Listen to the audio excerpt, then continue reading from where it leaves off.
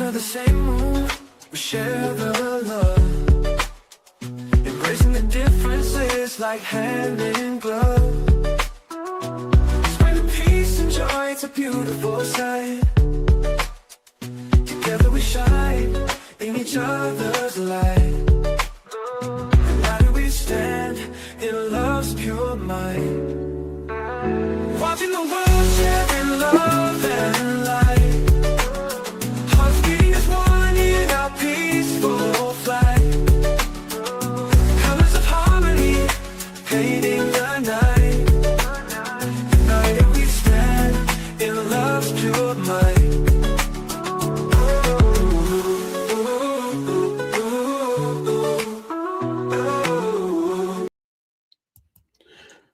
Tonight, history is no longer a headline. It's happening in real time. For the first time ever, a sitting foreign leader, Nicolás Maduro, is standing before the U.S. Federal Court in New York City to stand trial. He went from so much power to being in a position where he's basically at the hands and feet of Donald J. Trump.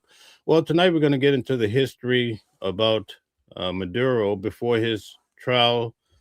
Actually, the process for the trial begins tomorrow. It starts off with an arraignment, but we know where it ends. I'm going to be breaking down different points about this case. So as we cover this case tomorrow from the courthouse, those of you who tune in tonight, you have a clear idea of who this Maduro fellow is, right? How he came to power. He joined BRICS. What is BRICS? A lot of people want to know, what is that all about? Well, we're going to get to that. We're also going to have a breakdown of how the whole U.S. Army went in to capture him, bringing him back to New York. And also, I'm going to show you how in New York City, people are taking the streets to talk about this very important case. But first, we're going to get started by listening to a video in regards to the history of Venezuela. Let's get to it.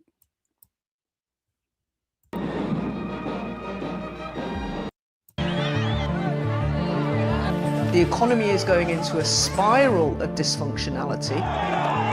Venezuela has, of today, As you guys come in, hit the like button, share, and subscribe. Thank you. the highest inflation in the world. Venezuelans today cannot eat. You see people eating from the garbage. Hospitals that have massive deaths of newborns, and there is no access to medication. A cycle of violence and street protest.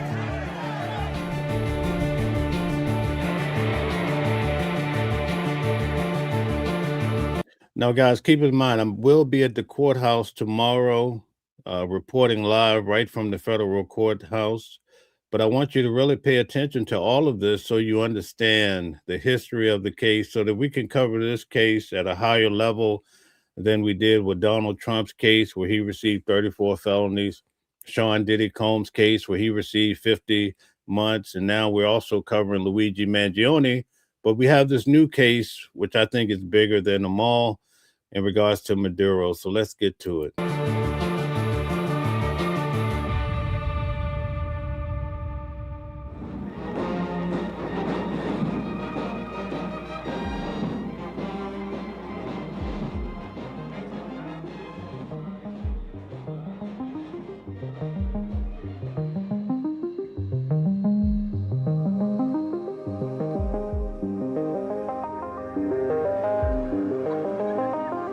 Chavez was seen very much so as, a man of the people, the poorer people. And he identified with them and he loved them and they loved him. He was very popular, he was very imaginative, but Chavez had a base of oil. He had a cash cow that never a leader in Venezuela had before. When Chavez first came to power, oil was at roughly $7 to $9 a barrel. But by 2004, 2005, we're looking at oil price per barrel lifting at over $100 a barrel. He has power and he has money. And so he decides new forms of social. So Chavez was in office before Maduro. So just to give you some context here. Policies that can distribute the oil revenues in a more massive way downwards towards those that more need it, toward the poor. Esta nuestra opción de darle poder al pueblo y especialmente a los más pobres, a los más débiles, para que se levanten. Okay, Tree says Trump #1. Okay, Gordon says angry black man incoming. That must be a troll. Rick Young, welcome back, says before National Socialism in Venezuela, there was widespread poverty, which is why. Thank you. Esta nuestra opción de construir un modelo económico desarrollado. Right now, we're just looking at the history of Venezuela. Then we're going to understand why they would join BRICS. What is BRICS all about? We're going to get to that before we get a breakdown about what's happening and how Russia basically dropped the ball, or maybe it was intentional, maybe not, as to why they did not try to stop the United States from taking Maduro. Moderno, productivo, diversificado, desarrollar al país. So he went to Cuba, and Cuba came up. For those of you that are just coming in, tomorrow we will be in court covering Maduro's case. So tonight we're going through comprehensively to understand the storyline and what's happening. Believe me, after tonight, you'll be prepared for court tomorrow when I'm reporting from the courthouse. With a bunch of new social programs, massive new social programs for healthcare, for access to food, and for scholarships.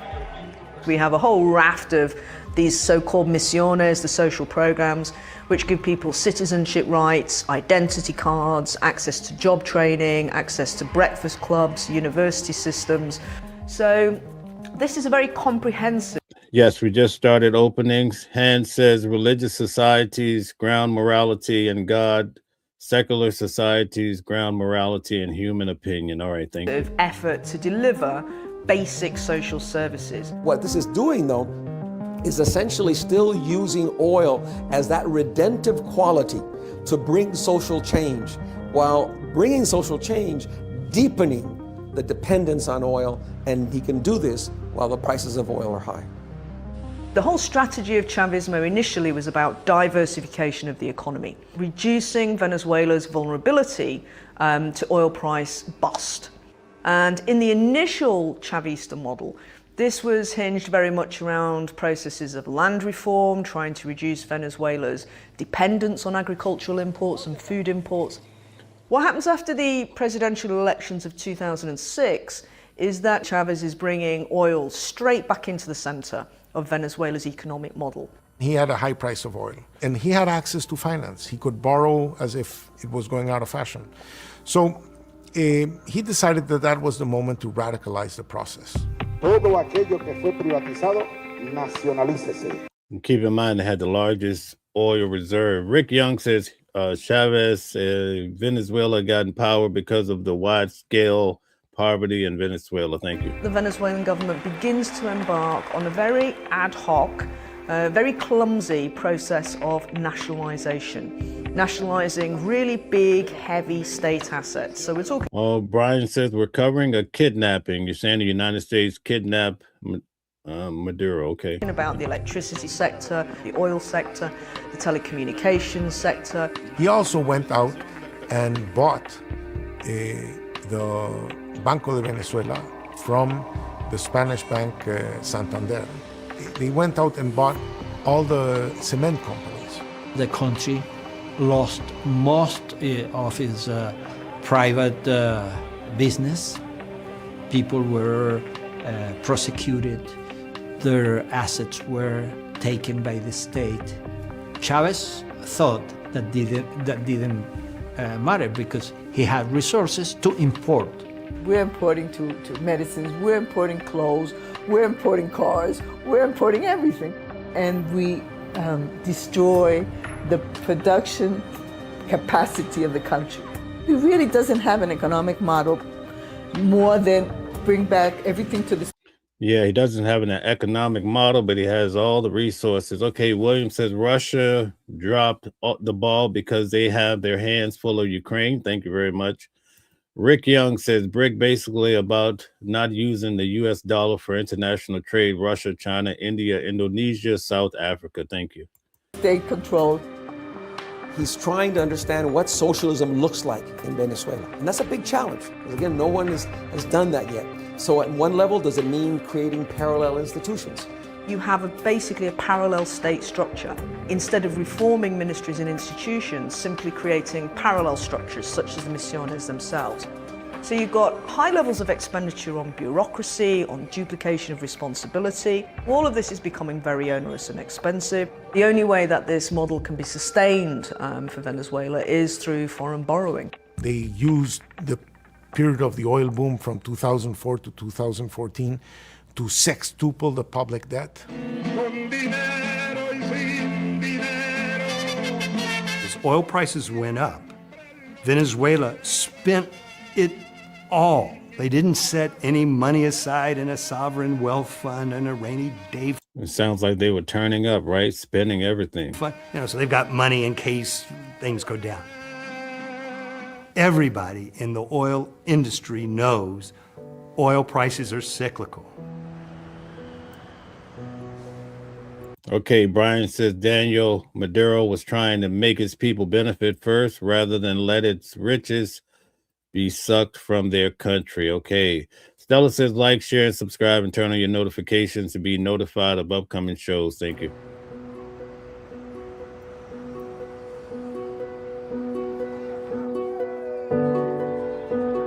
So tomorrow at noon, we'll be at Maduro's arraignment. So tonight we're prepping, getting a general idea of the backstory so that tomorrow when you hear the news reports, you get a clear understanding of what's happening. Chavez gets sick. He gets cancer.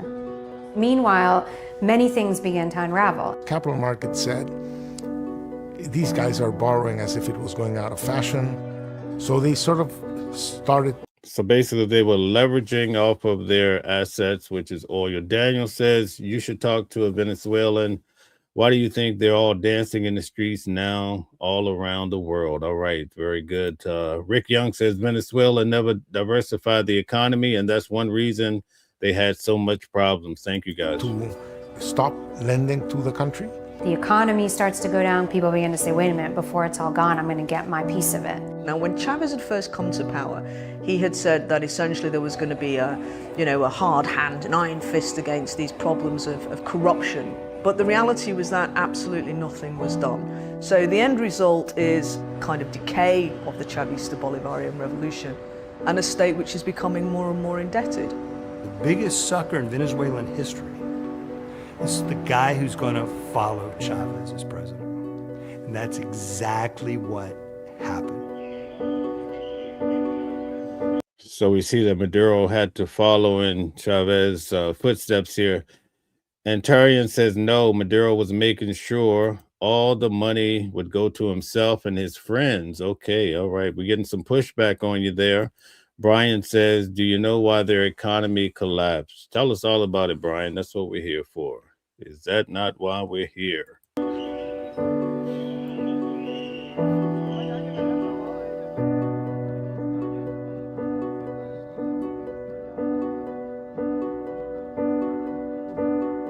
Maduro has inherited a legacy of oil dependence at a period when Venezuela has gone bust and at a time Welcome in, Jay Rocket from Oklahoma City. Nice to have you. when the oil price has gone bust. In 2014, the economy was doing poorly, but as of June 2014, the price of oil started to go down.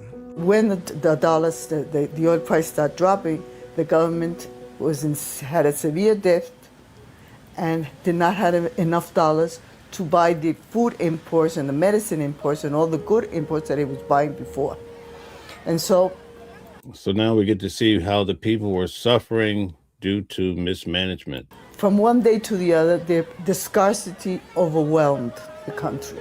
The basic food, milk, rice, soap, toothpaste, these things disappeared. Venezuela's total stock of foreign debt is about $150 billion.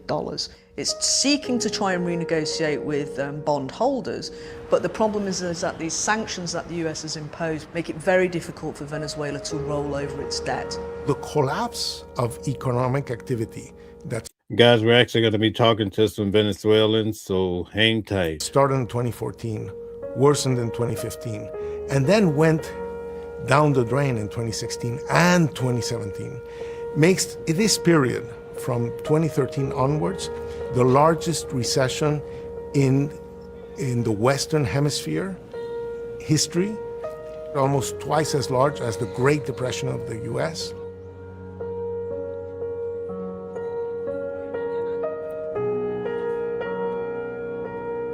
Maduro has simply not addressed any of the problems or the legacy that he inherited from President Chavez. And that's been very difficult for people who are not in that elite, like, loyalist circle around Maduro, profiting and benefiting and living the high life because they don't have to worry about going shopping every day or paying their bills. You know, the people actually in the street who are experiencing the dramatic and detrimental effects of the economic crisis are the ones who are saying, wait a minute, something's not right here. You know, and in the end, you know, Maduro can wipe his hands clean of as much as he wants, but he is the president. So he becomes the one who is responsible.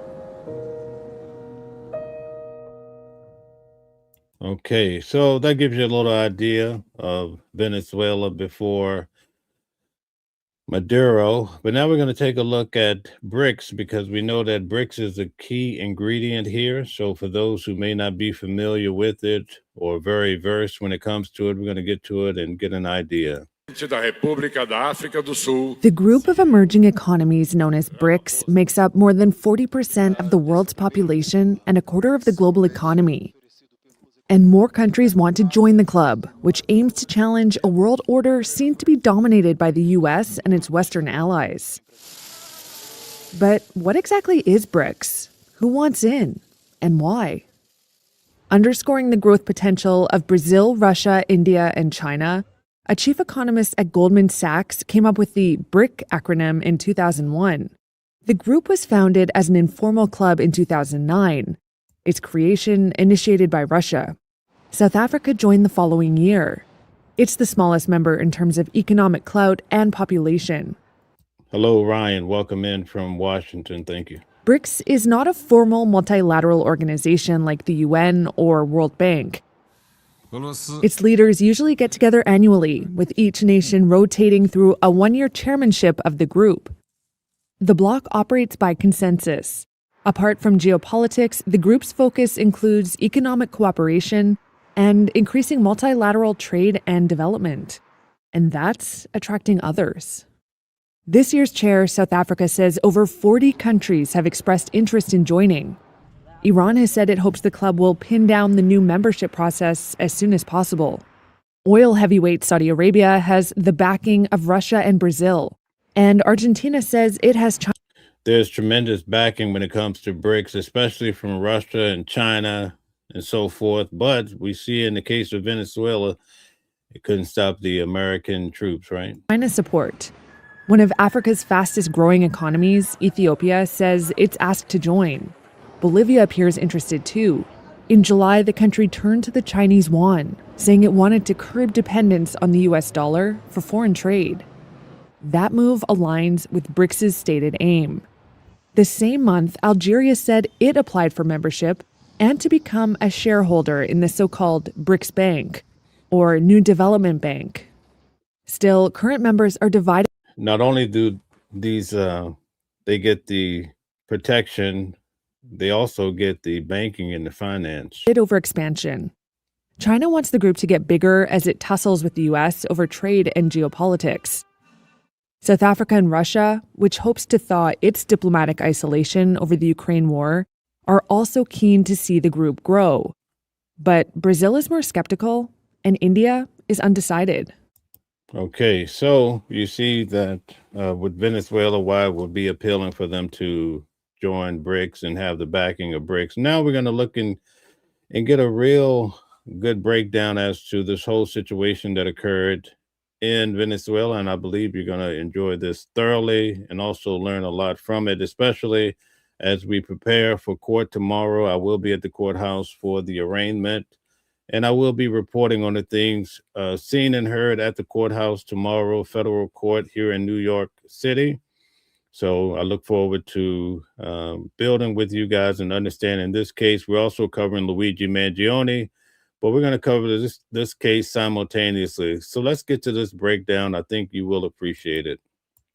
Remarkable aspects of the Maduro capture operation that's not getting enough attention is this. Venezuela was supposed to be protected, not just by its own security forces, but by Russian security personnel, Russian intelligence, Russian surveillance systems. Notice he said they were supposed to be protected. That's the key word here. Venezuela was inside what many considered Russia's security bubble in Latin America. And yet American forces conducted airstrikes, landed ground troops, located and extracted Maduro and his wife, and left before Russian forces could respond. How did this happen? What does it reveal about Russian capabilities, about American intelligence, about the real balance of power between these two rivals? Let me walk through what we know and what we can infer, because the answers are significant, not just for Venezuela, but for every other theater where Russia and the United States compete. First, let's establish what the security situation And you might as well add Ukraine into the pot. in Venezuela actually was before the operation.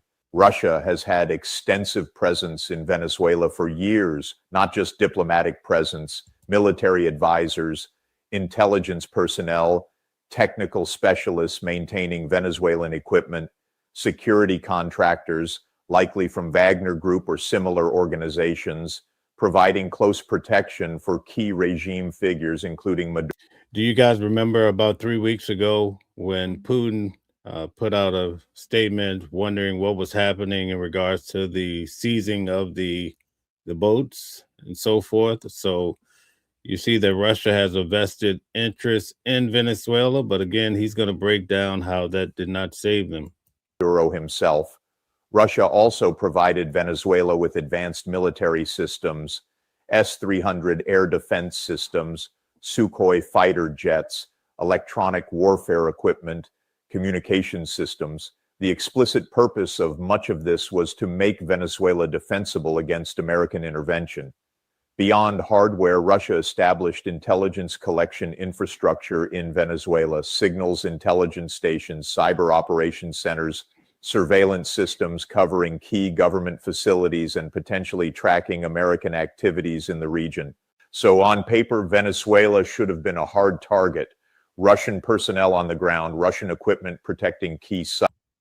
But they turned out to be a soft target as the United States came in so easily without losing any life or major vehicles. AP3 says BRICS agents running now like little Winkle Hinkle. Okay, thank you. Russian intelligence monitoring for threats. This was supposed to be Russia's demonstration that it. And by the way, Annette, I've been seeing all of your comments. Thank you so much for your participation. She says, told you South Africa is terrible. Thank you.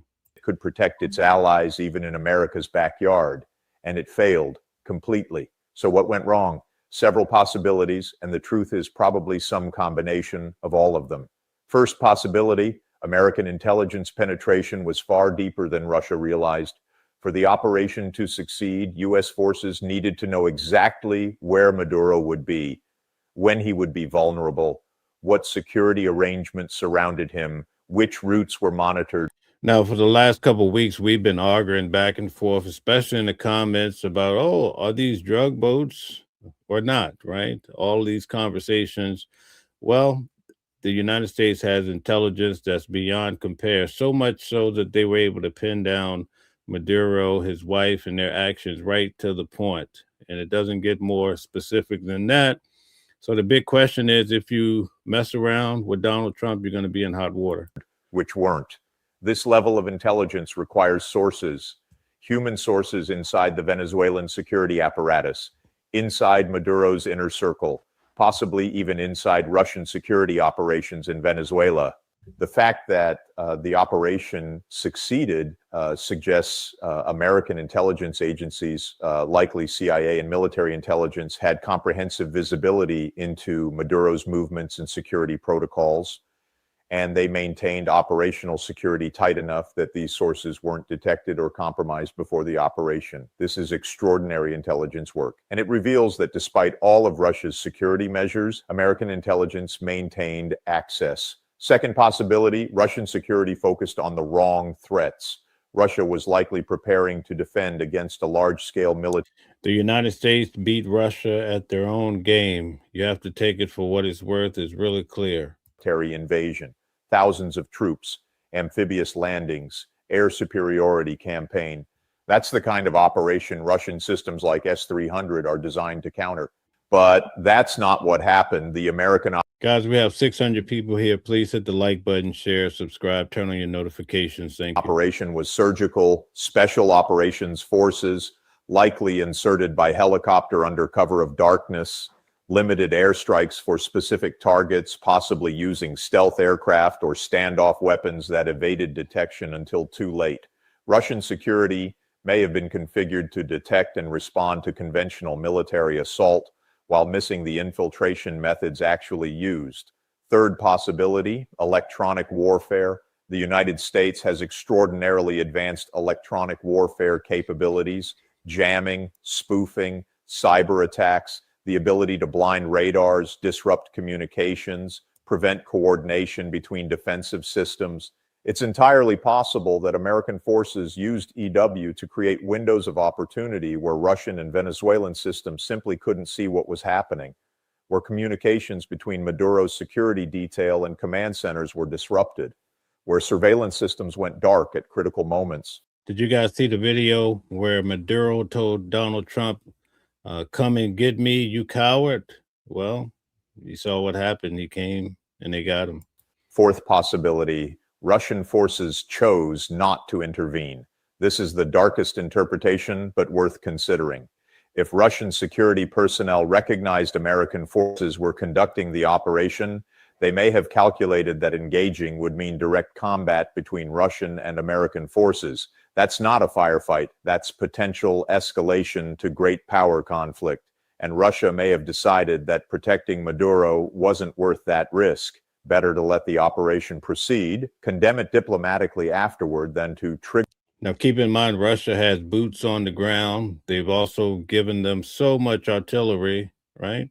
You have to factor all that in. A confrontation that could spiral beyond control. If this is what happened, it's a devastating admission that Russia won't actually defend its allies when push comes to shove.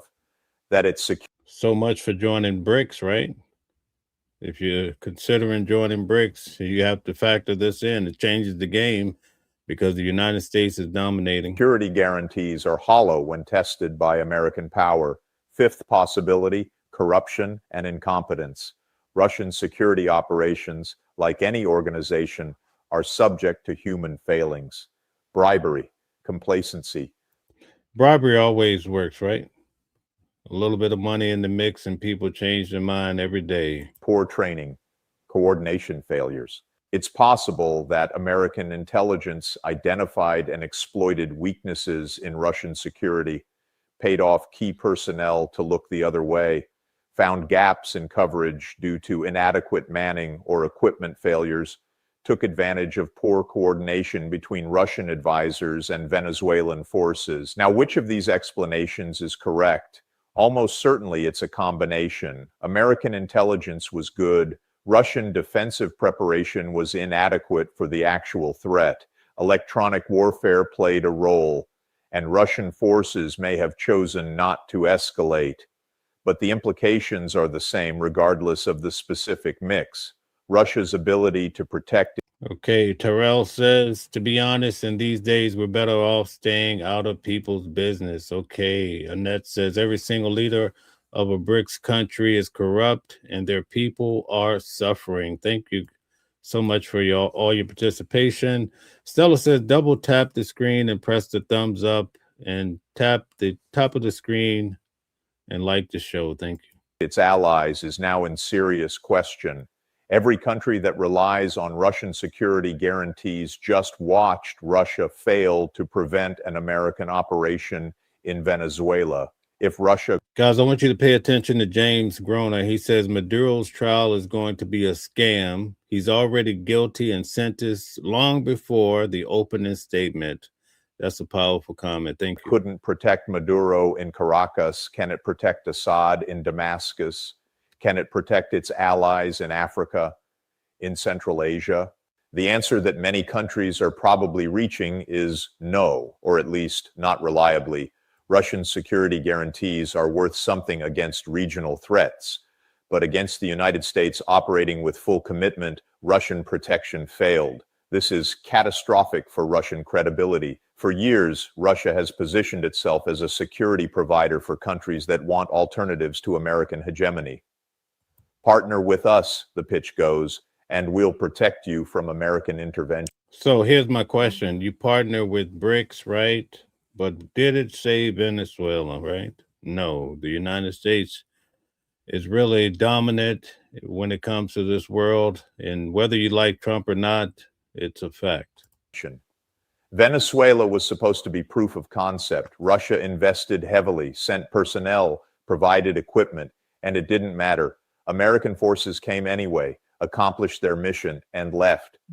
Now let's discuss what this reveals about American capabilities, because that's equally significant. The operation demonstrated several things that many analysts underestimated about American power. First, intelligence persistence.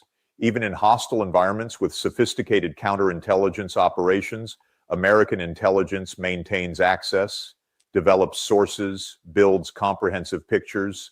Russia was actively trying to prevent exactly this kind of infiltration, and yet American intelligence succeeded. This suggests that American intelligence tradecraft, recruitment operations, technical collection capabilities all remain at levels that adversaries can't effectively counter. That's a huge strategic advantage.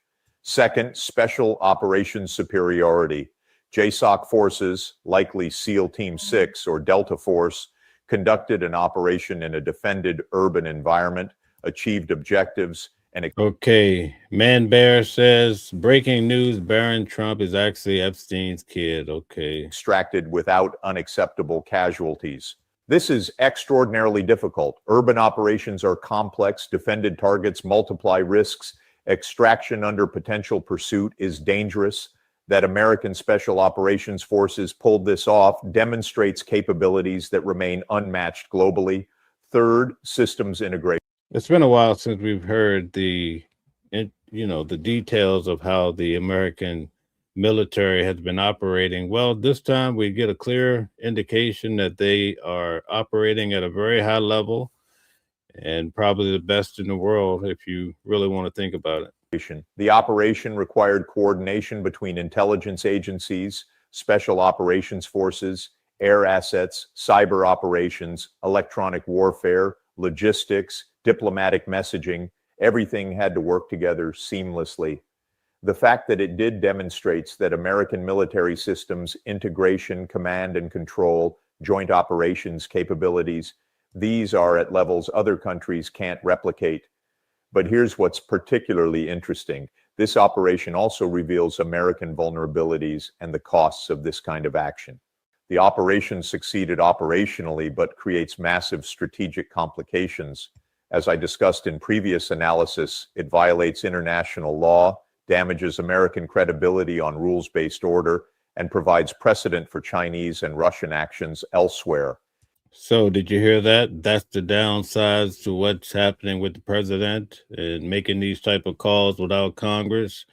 So this gives us a balanced view. This video, you could go follow, check out. He has a good channel. I'm going to post a link in the comments, but great material. And it commits the United States to Venezuela's future. Whatever happens there now is... That's right, Stanley. You mess with the bull, you get the horns, and it's very clear to see that. Okay, all right. Let's see here. Censor said Maduro was given many chances. He was actually trying to give it up, but Donald Trump says, no way, we're going to take you in, buddy. America's responsibility. If it descends into chaos, that's on Washington. So The ability to breach Russia's security bubble comes with costs. It's not free power. It's power that requires willingness to accept significant strategic consequences. Okay, let's take a moment, hit some of the comments. Defense says it don't give you the right to take over another country. Okay. James Grona says, I still say Russia and China will both have a lot more to say about the issue. Neither one of them can be happy about Maduro being snatched and grabbed. Yeah, they've been working with him for years. And then all of a sudden, Donald Trump sends in the boys to come haul him away. And now he's sitting somewhere in a cold cell. That's something to think about, right? All right, let's keep moving. Now, let's think about what this means for other theaters of great power competition. In Syria, Russia has much more extensive presence than it had in Venezuela. Russian air bases, naval facility, thousands of personnel, integrated air defense networks. Syria is closer to Russian power projection capabilities than Venezuela ever was. But the Venezuela operation suggests that if the United States decided to conduct a similar operation in Syria, Russian defenses might not prevent it.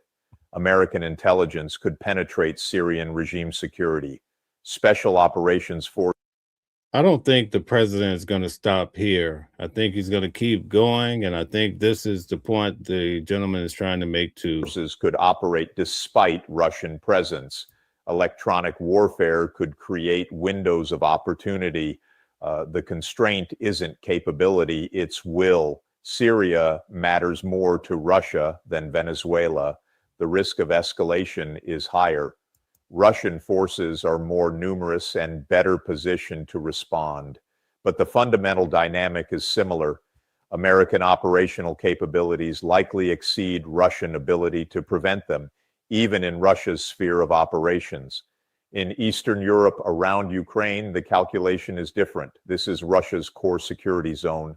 Russian forces are massively more numerous. The homeland is close. Nuclear weapons change the calculus dramatically.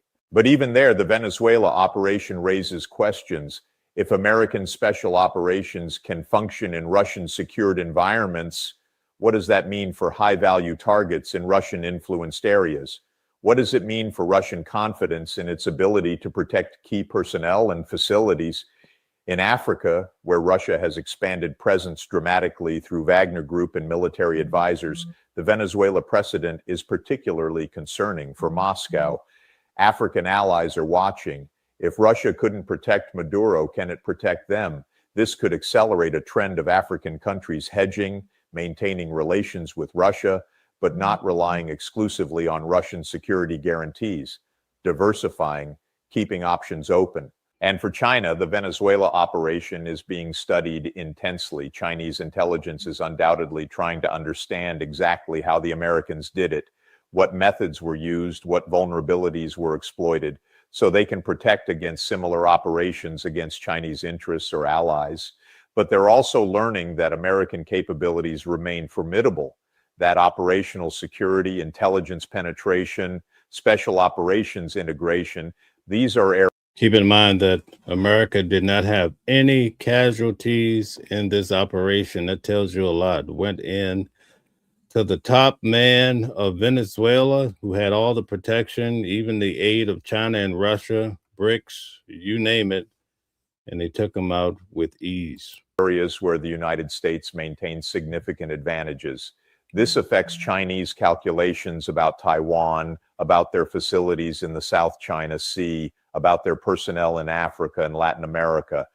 If Americans can reach Maduro in Caracas, what does that say about vulnerability of Chinese interests globally?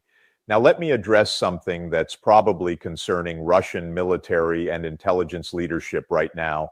How did this Guys, take a moment, hit the like button, share, and subscribe. Thank you. Happen without them knowing in advance? Russian intelligence services, SVR and GRU, are sophisticated operations. Now, keep in mind, Donald Trump said they were trying to go in days before, but the weather was bad. They needed the weather to be perfect, and they waited to the right moment, and boom, they went in and pulled him and his wife right out of there. They have sources in Western governments. They monitor communications, they track American military activities, and yet they apparently had no advance warning that allowed them to move Maduro to safety or reinforce security sufficiently to prevent the operation. This suggests several possibilities, all concerning for Russia. Either American operational security was perfect, which sounds pretty perfect, right? suggests capabilities Russia can't penetrate, or Russian intelligence has significant blind spots in tracking American special operations planning, or the operation was authorized and executed so quickly that there was no time for intelligence to detect. You ever heard the expression, he didn't know what hit him? That's what happened. Detect and respond to it. Any of these possibilities reveals weaknesses in Russian intelligence that will be difficult to fix. James Groner says, we all need to give some time to the situation. It's not fully evolved and there's more to come. Thank you, James. Great comments. Great comments.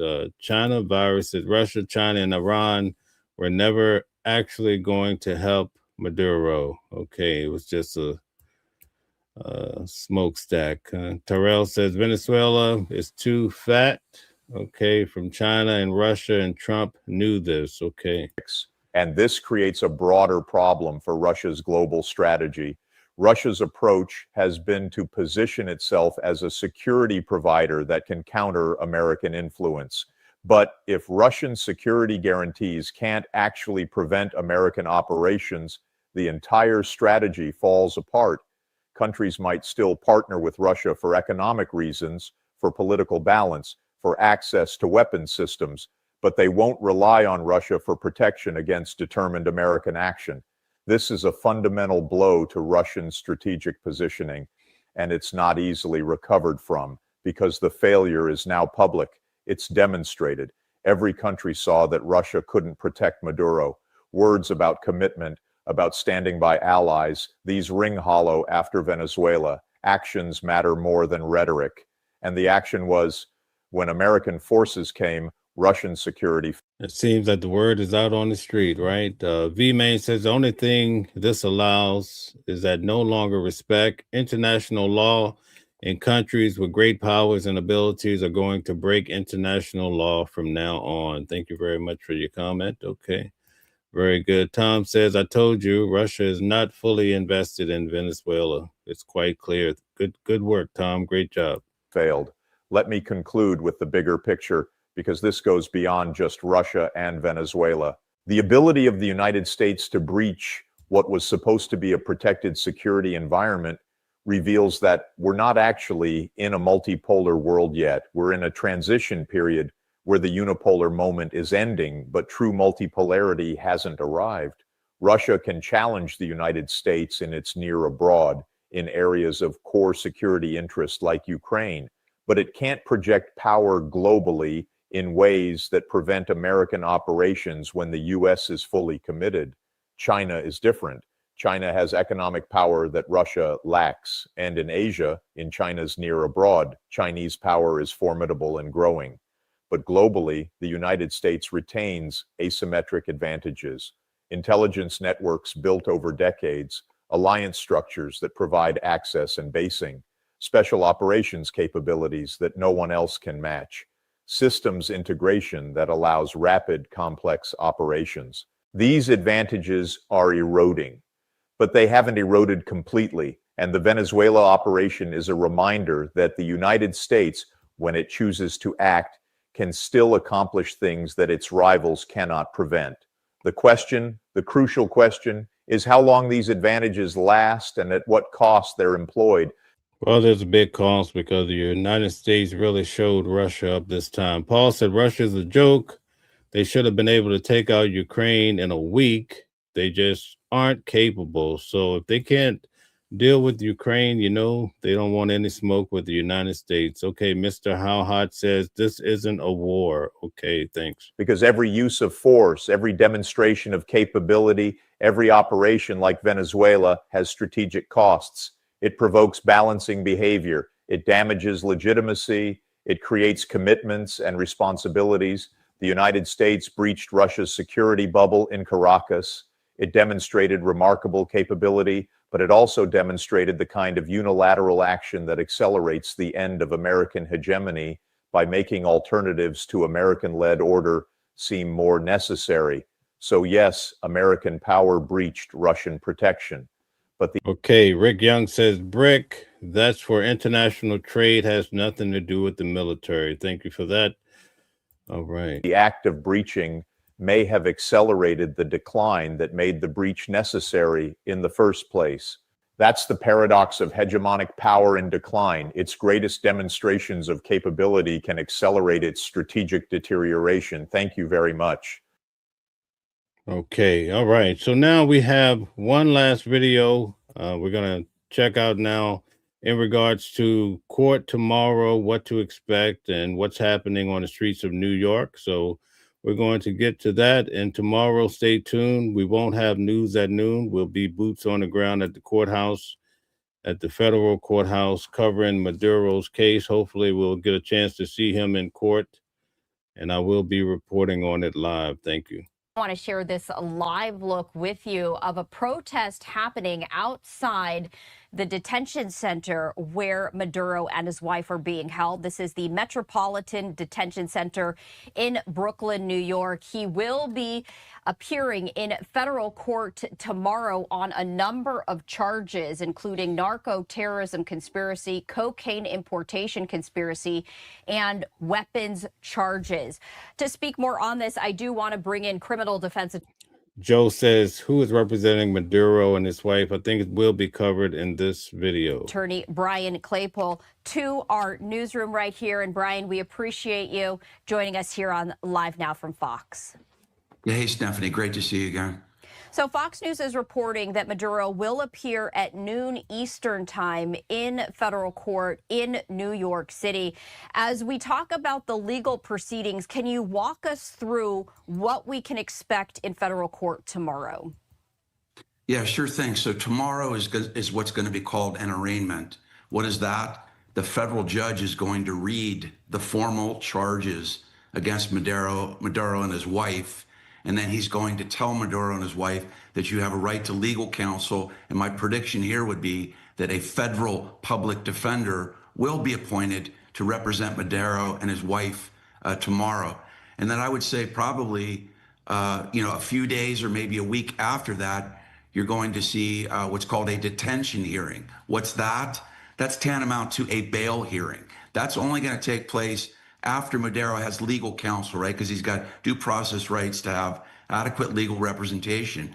Once he has a public defender appointed, then they're going to get back into court.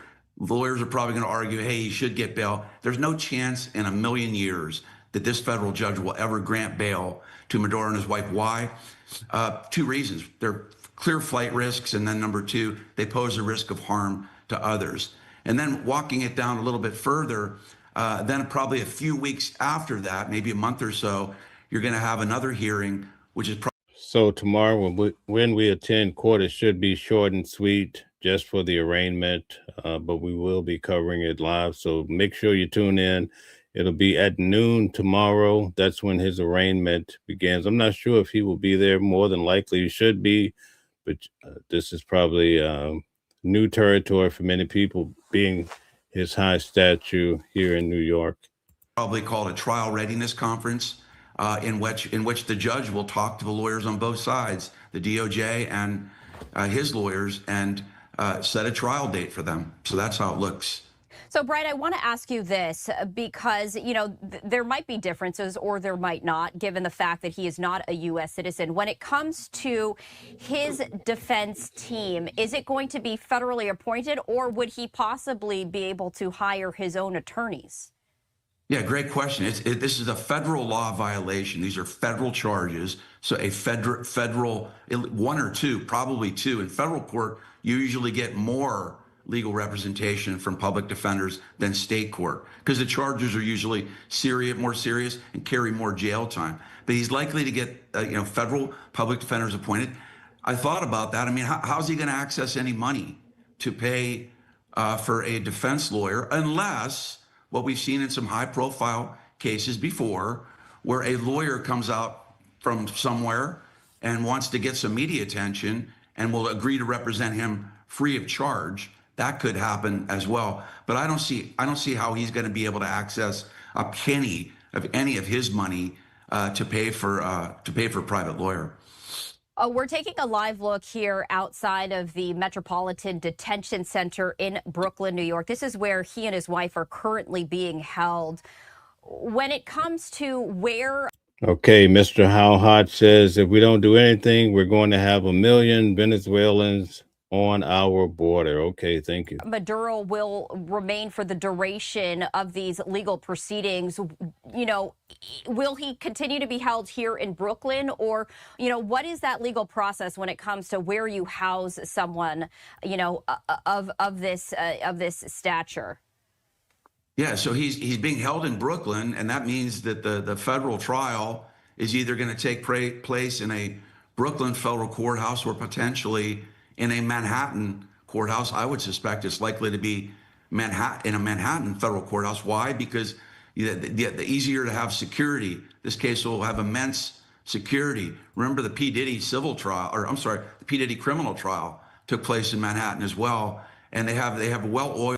Guys, I attended that trial every day in the main courtroom for 9 weeks, so I'm quite familiar with that case. I also attended Donald Trump's trial where he received 34 felonies at the state level courthouse, the same courtroom as Luigi Mangione. System in place to provide security during trial. So it's going to take place in Manhattan. And look, Stephanie, at the end of the day, I know people have been arguing, oh, this is not, how can we go in and do this to Maduro? Article 2, Section 2 of our U.S. Constitution makes it categorically clear that President Trump is deemed the commander-in-chief, and he, as well as many presidents before him, can go in and do what he did in the last couple of days because he is the commander-in-chief. He's trying to protect the United States. This isn't like a Korean War or a Vietnam War, but this is a war against drugs that are killing people in the United States. I did a little bit of research, Stephanie. In 2020, they estimated in Venezuela 200 to 250 million tons of cocaine were transported to the United States annually for people to use and potentially die. Let's talk about the evidence that the prosecution will be presenting when it comes to the level of evidence. This is federal court. What must the attorneys, the prosecutors outline in front of the court as evidence? Yeah, it's important for your viewers to know this, Stephanie. This was a superseding indictment.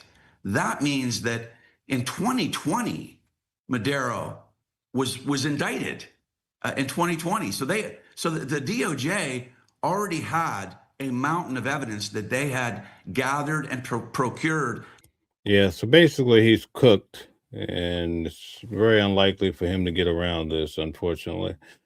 Simon says it's the hypocrisy talking. You kidnap a person of other country, the president, bring him to prosecute him in other countries, and your own criminal convicted 35 crimes, he could not be detained. Are you talking about Donald Trump and the 34 felonies that he received in the state level courthouse in New York City? Okay, all right. Brian Cantrell says Joe Biden made Jimmy Carter look like the best president ever. Okay. To get an indictment. So, people make fun of indictments, but getting a federal indictment means you had to have ample evidence to show a grand jury that this guy needs indicted. And it was done in 2020. Nothing went forward legally because they didn't have him, right? They didn't have a person to bring to the United States to serve with the indictment. And we can't go, or we couldn't have had his government in Venezuela extradite him because he's running the government and it's allegedly a corrupt government. So that's important to note. In terms of evidence, I believe in 2020, the DOJ had some bank records from banks in Florida, is what I'm hearing. There might be some evidence of financial transactions taking place.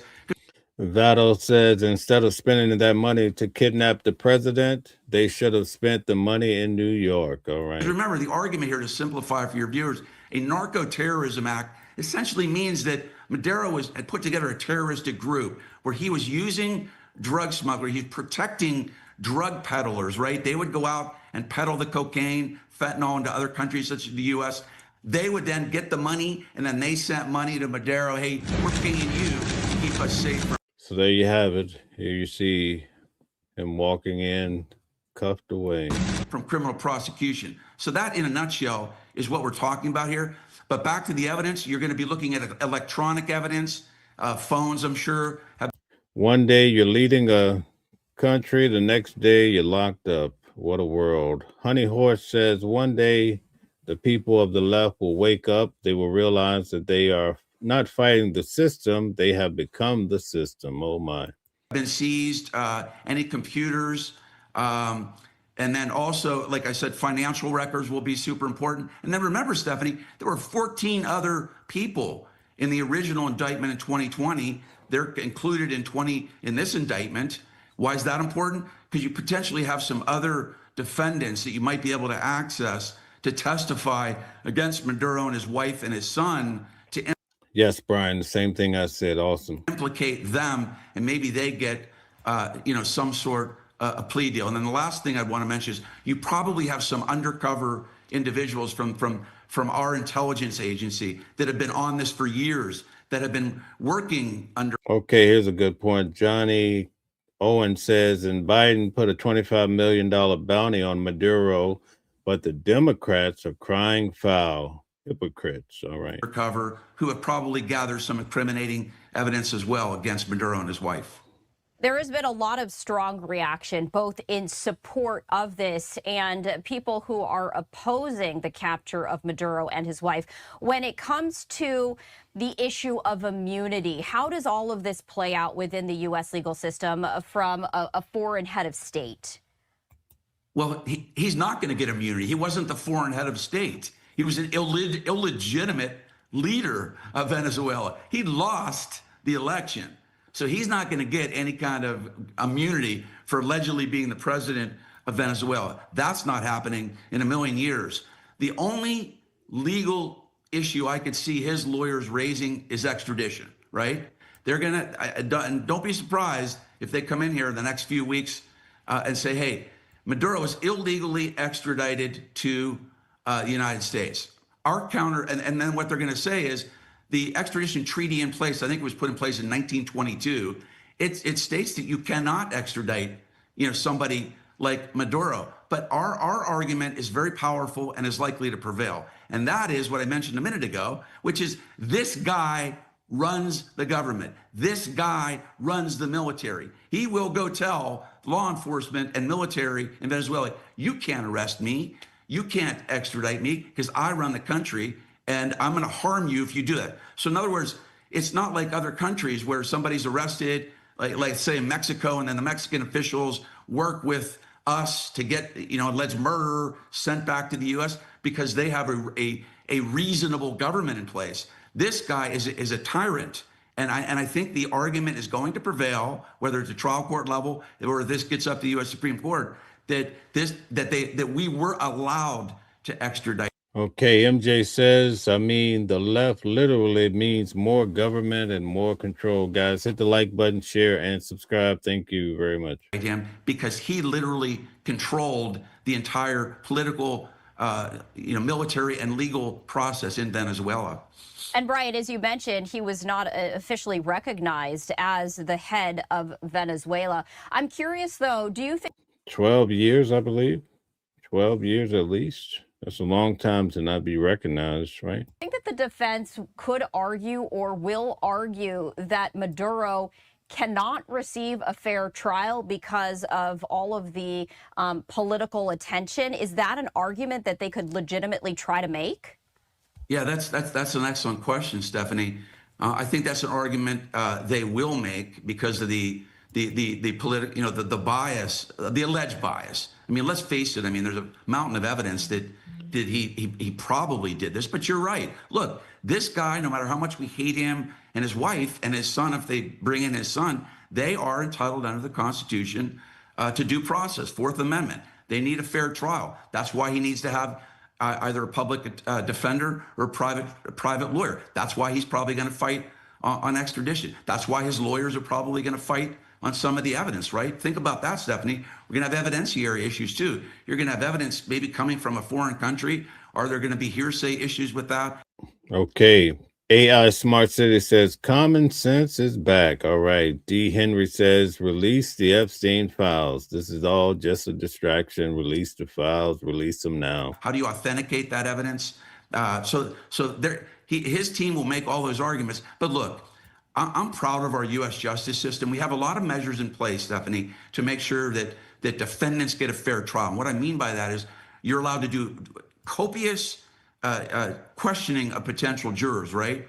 And I've had some high-profile cases where I've been allowed to do what's called individual voir dire. What does that mean? Where you can literally take one juror, send all of the other prospective jurors out of the courtroom and question that one juror for 15, 20 minutes, a half hour, and find out what they know about Maduro. Have they watched the media? Do they have bias against him because he's an alleged drug peddler?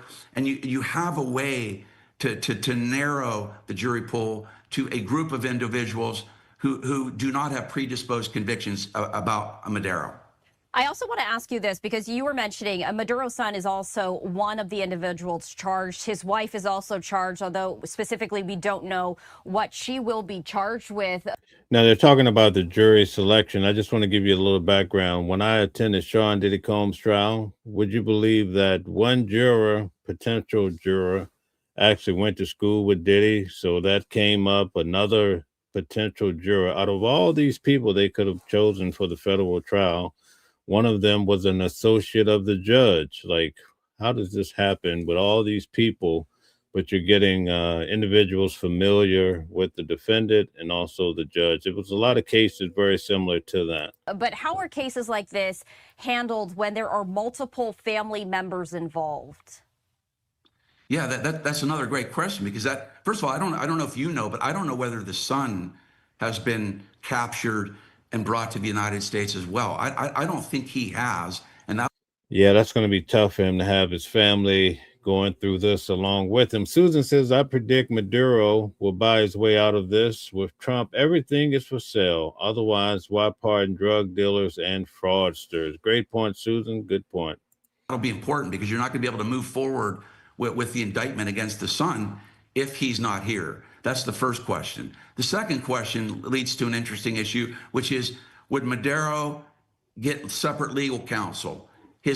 Okay, John Q says Maduro must have been shitting his pants when the cavalry stormed in. Hilarious. Wife is arguably going to need separate legal counsel because let's face it. I mean, I who knows what their marriage is like, but maybe she's got some dirt on him that she now is going to be able to divulge to the Department of Justice lawyers. Maybe she gets a better deal, and that's used against Maduro to implicate him, to put him away for the rest of his life. That's why I think in this case you're going to see separate legal teams for each defendant. I think the judge will probably bring that up at the arraignment tomorrow.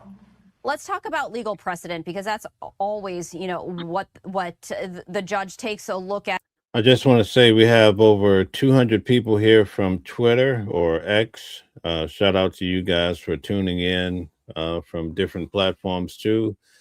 And we have close to 500 people here from YouTube. That's awesome. Thank you. And what is argued in court, is there legal precedent for a case such as this? And how might that potentially influence, the proceedings? Well, there's two issues here. There's legal precedent as to whether President Trump and our military was allowed to go into Venezuela. I want you guys just to take a moment and just put in the chat, how much time do you think Maduro will get? It's very important. I want you guys to guess how much time, and we'll revert back to this down the line. Susan says Trump should be working on the terrible economy. So you think everything is all bad here in the United States with the economy? Okay. MJ says, Susan, the economy is doing just fine if you work. All right. A little pushback there. And capture Maduro and his wife. I think there's clear precedent categorically that he's legally permitted to do that. Now, the second question is, capturing him and then flying him to the United States, right? We talked a little bit about that, and bringing him and his wife here to the United States, potentially in violation of the Venezuelan extradition treaty. That really is the issue. And look, I'm not aware of anything that's happened like this, where you go to another country, right, and you capture, a high-ranking figure of that country, and then that government doesn't send the person back here. We physically bring that person back to our country. I think this could be a case of first impression with that. But that said, Stephanie, back to what I pointed out a few minutes ago, I believe there is precedent for a judge to rule that because Maduro allegedly controlled every... D. Henry says, where's our health care coverage? Well, wherever it is, it's going to be going up substantially. So keep that in mind. Aspect of Venezuela, it would be impossible to have that government extradite him to the United States to face charges. Therefore, that permits us to have done what we did. And I think that's ultimately what a judge will decide. As we take a look at the upcoming proceedings, is there a particular facet of these legal proceedings that you are keeping a very close eye on? Yeah, another good question. What I'd be looking at is the evidence to prove what's called a conspiracy. All four of these charges that you've mentioned, the narco, then conspiracy to distribute cocaine throughout the United States, conspiracy to send, weapons to the United States. It involves what's called a conspiracy. That crime, Stephanie, requires... Spartacus says we need to do this to Netanyahu. Wow. Don't say that too loud. They'll come and get you. Proof of an agreement between Maduro and somebody else. Here it's the cartels, right? Like I said, the FARC, F-A-R-C. You had I think the Simonella cartel group was mentioned as well. ELN was mentioned as well. So there's got to be some evidence of an agreement between Maduro and these cartel groups, right? For them to go out, sell cocaine, fentanyl, make money, send it back to him, right? But here's the good news.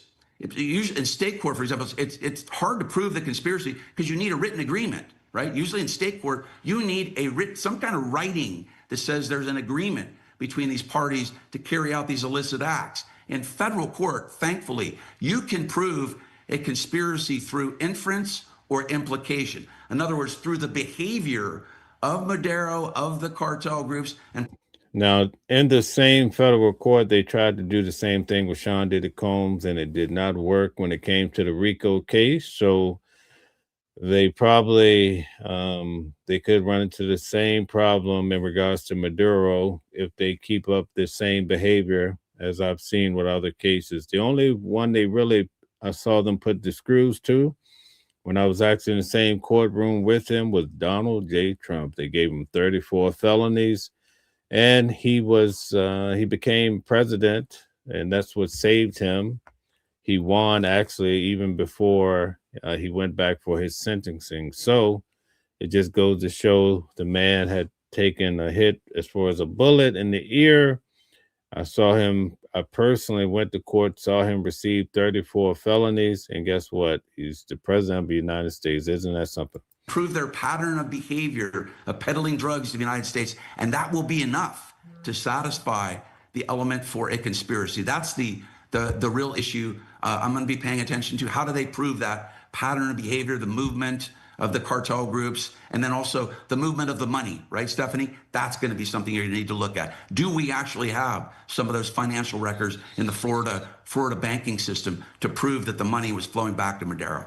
And all of that is going to play out in court. But to one of your original points is that even to get to this point, there has to be solid evidence. The U.S. government isn't going to go ahead with the case if they don't have hard evidence against the person that they are indicting.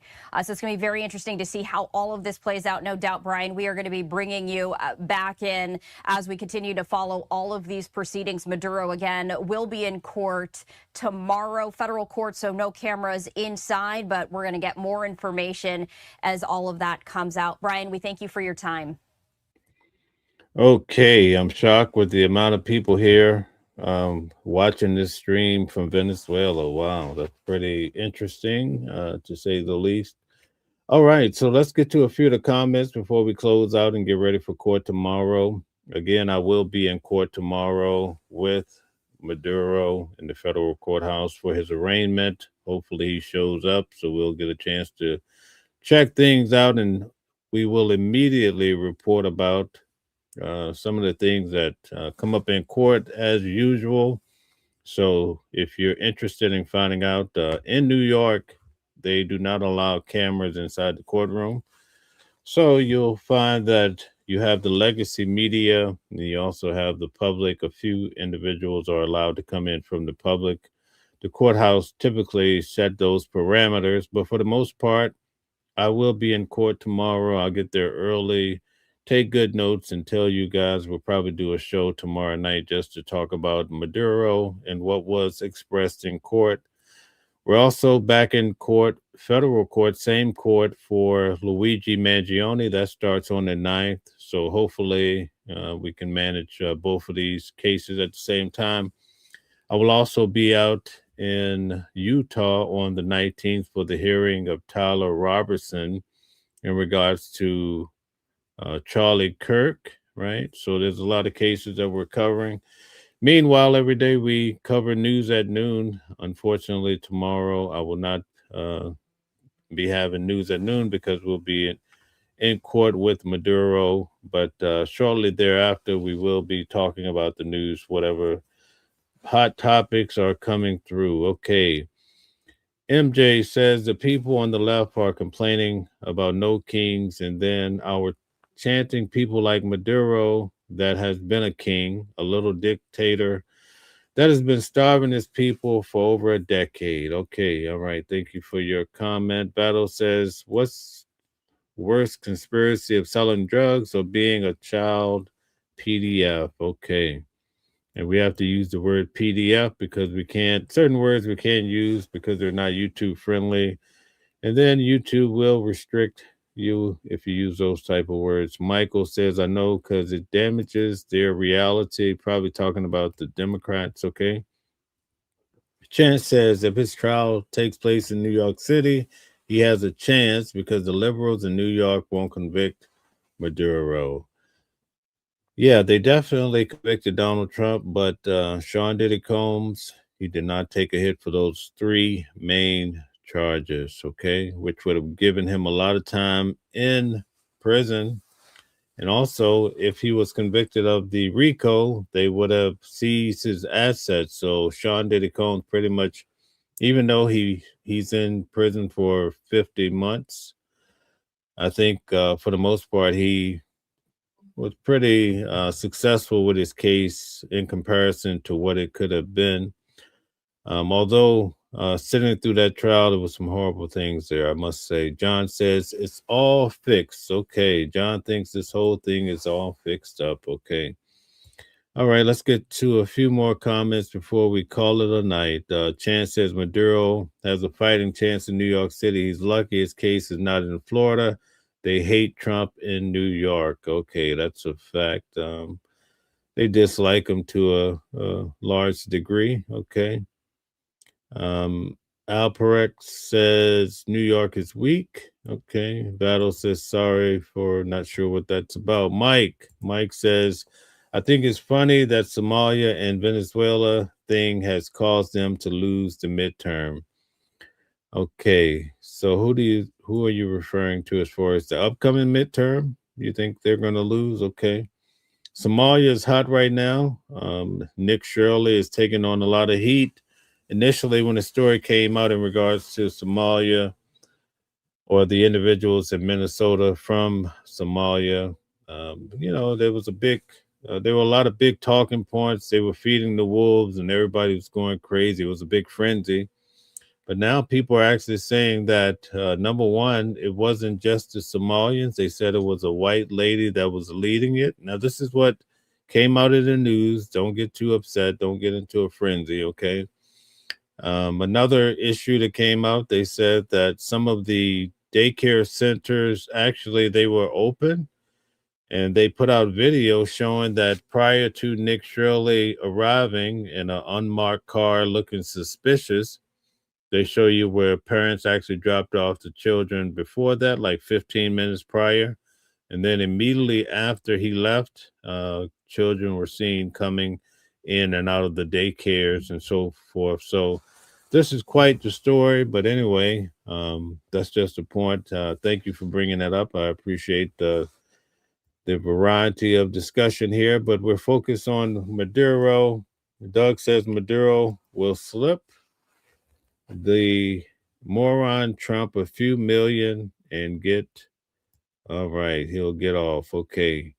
All right. Okay. Chris says, ask Trump to come get Lula. The people of Brazil can't take the communist thief anymore. Okay. So that's, well, they say Donald Trump will definitely be coming for Colombia and maybe even Cuba too, right? Jack X says Malcolm X warned everyone of the white liberal. Okay, all right. All right, guys, that's it for today. Thank you, guys. Mashona, thank you so much. I saw all of your hard work tonight in the chat. Thank you for keeping us going, keeping hope alive. I really do appreciate all the hard energy put out. Jack says Maduro will sing. Okay. Will he sing a lullaby? Paul says full steam. Okay, ahead, President Trump. Okay, he's very happy with Trump. Brian says, and insurgency. Okay. All right, Charles, this guy. All right, okay. Okay, you think everybody's a mouthpiece. Okay, all right.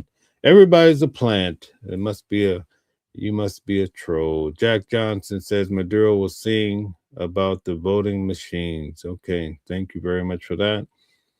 Call me RFP. Maduro ain't gonna sing. His wife did it. Okay. You think she did it already? Wow. That's quite the thought. Okay. Thank you very much. All right, guys. Thank you for tuning in. We had a great night. We had 2 shows tonight. Tomorrow, we'll be reporting live from the courthouse in New York City.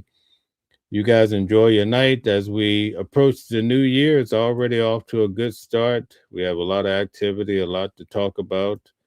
And we just ask that everybody do so respectfully and try to get along. There's no need to take it to the streets or to engage in violence. We have people here that are Republicans and Democrats, all sorts of individuals trying to have a meeting of the minds. I see less people calling names. That's a good sign.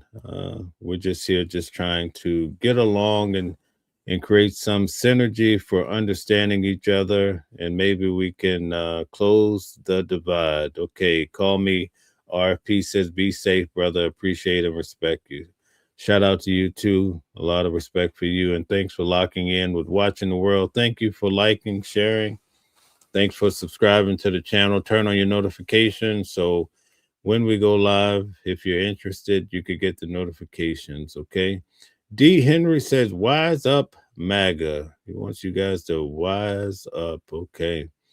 Jack Johnson says, God bless America. Mashona says, thank you all for your support. Have a great evening and see you next time. Like, share, and subscribe. Cake Sweet says, hope gas goes down. I'm tired of riding a bike. Okay. We hope gas go down for you. Okay. Brian says, thanks, Mel. Have a blessed night. You too. Okay, Cake Sweet said that she subscribed. Okay, thank you so much. Nice to have you here. Look forward to having you back. And everybody have a good night. We'll see you tomorrow. Thank you. And we'll be reporting on Maduro tomorrow. Court starts at noon. So I imagine maybe before late afternoon, you should hear some sort of reporting from us. If not, if it's too freezing cold out there, then I'll definitely give you an update from the community wall. So check the community wall. That'll be a good place to get updates in regards to this very monumental case, which is definitely a trial in the making. Yes, indeed. Yes, thank you, Cake Sweet. Okay, Brian says, God bless the chat. He loves you guys too. Okay, thank you. Okay, it's raining in LA. All right. Was definitely not Southern California. I'll be in LA in February for my birthday. So shout out to you guys. Okay. RJ says nice and warm here in Florida. Okay, Florida. We have Florida. A lot of people here. As you go out today, as we leave the chat, tell us where you're viewing from as we end this live. Where are you guys? Do we have any people outside of the country, or if you're from Venezuela, wherever you're from, definitely, if you don't mind, just put it in the chat as we end this live. But for those of you who volunteered that's also DC in the building. DeJohn Daniel. Okay, thank you. We have DC. Hopefully things are better in DC now that you guys have the National Guard, right? Just like we do here in New York. Bill says Buckingham, Quebec. Okay, we have Canada here, RJ. Okay, South Tampa. Okay, Tampa. Is that the place they have the Jungle Queen? That's probably too many years ago. They had the boat ride called the Jungle Queen. Okay, Chance is from New York City. Okay. All right, Mr. Piz says eliminate Delcy. Okay. Donald Trump says she doesn't get a lot of respect, so I imagine she'll be out. Okay, RJ says yes. Okay, from Orlando. A lot of people here from Florida. Shout out to Florida tonight. Bill, okay. Warmed up, -18. Oh my goodness. Okay, all right. That's it, guys. Have a great night. It was nice hanging out with you guys tonight. We went through some of the history of Maduro, so now we're all set for tomorrow as we start the whole court proceedings. We'll be at it early in the morning. I'll probably go live on the way to the courthouse, so if you happen to be around, maybe we could chat a little bit as we prepare for this whole case with Maduro, who's currently in Brooklyn, locked up under lock and key. It must be tough for him to be such a high-ranking president, although many say he wasn't the president. I get the whole backstory. But to go from that to a cell all in one day must be tough, folks. All right, have a good night. Enjoy your night, Brian. And everybody else, shout out to Stella. Thank you for your great work, too. You guys have a great night. Thank you. Different voices, but the same song. Building a world where we all belong. Kindness leading the way, breaking the chains. In the symphony of love, the flame remains. Embracing diversity, brighter days in sight. Watching the world sharing love and light. Hearts beating as one in our peaceful flight. Colors of harmony, painting the night. United we stand in love's pure might.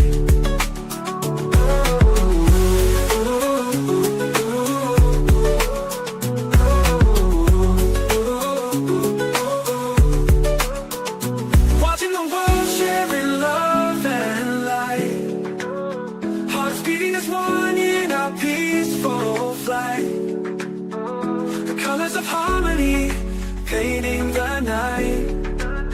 United we stand.